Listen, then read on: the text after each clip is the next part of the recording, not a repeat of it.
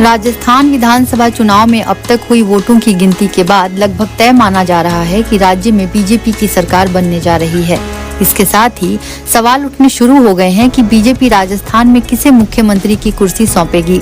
इस रेस में विद्याधर नगर विधानसभा सीट से बीजेपी के टिकट पर मैदान में उतरी सांसद दिया कुमारी का नाम चर्चा में है।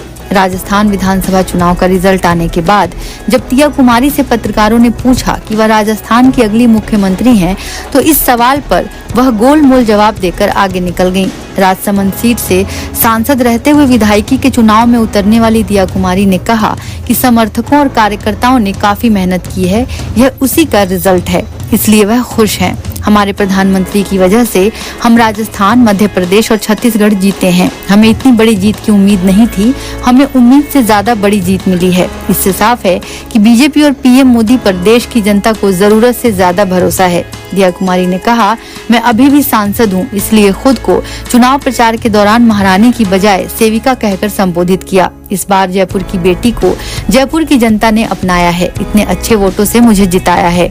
दिया कुमारी से जब पूछा गया कि समर्थक कह रहे हैं कि वह अगली सीएम हैं, इस पर उन्होंने कहा, यह तो उनका उत्साह है, उनकी खुशी है। वह न केवल मुझे कह रहे हैं बल्कि सब लोगों को कह रहे होंगे। उन्होंने कहा कि पार्टी जो भी जिम्मेदारी देगी उसे वह निभाएंगी। कांग्रेस ने एक जाति समुदाय के साथ पक्षपात किया। कांग्रेस सरकार ने हिंदुओं की शोभा यात्रा निकालने की परमिशन नहीं दी। दिया कुमारी ने यह भी कहा कि उन्हें जनता के उत्साह को देखकर बेहद खुशी हो रही है। तो अब देखना ये है कि बीजेपी महारानी और राजकुमारी में से किसको राजस्थान की गद्दी पर बिठाती है।